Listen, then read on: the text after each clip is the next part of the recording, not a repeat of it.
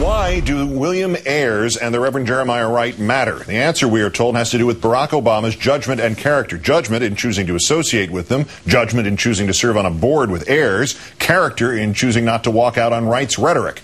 In our fourth story, what we learn applying this litmus test to John McCain. We told you last night about the U.S. Council for World Freedom, on whose board McCain sat for years. But while Ayers was a rehabilitated terrorist when Obama served on a board with him, what about McCain's fellow board members in the 80s? What about fellow board member Anthony Buscarin, veteran of the Pioneer Fund, a eugenics group researching white superiority, or fellow board member Jay Parker, a registered foreign agent for the apartheid government of South Africa in the late 70s?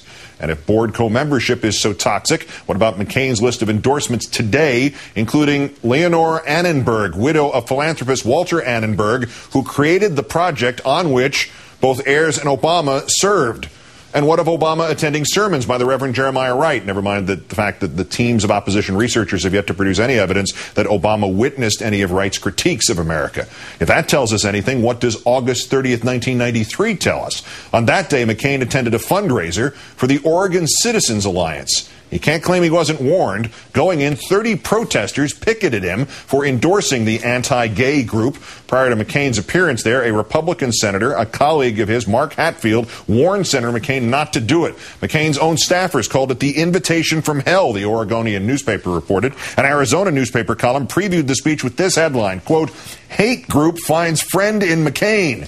And yet McCain went, sat silently, offered no rebuke during or after the remarks by this woman, Marilyn Shannon, who praised a local woman who had just shot a doctor less than 2 weeks earlier. A doctor who was a former Navy flight surgeon, a sonogram pioneer, was shot in both arms because he performed legal abortions.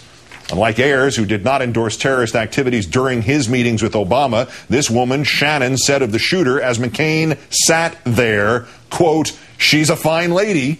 A judge who later sentenced this fine lady for a campaign of, yes, bombing women's clinics said, quote, "Though I am loath to call anyone a terrorist, you are a terrorist." And Marilyn Shannon, who defended that terrorist, who later said her praise did not mean she approves of others doing what that terrorist did, as McCain renounced her even. She was a Bush delegate in 2004, seen here with a Purple Heart bandage, mocking American combat veteran John Kerry. This year, last month, she was a delegate for John McCain.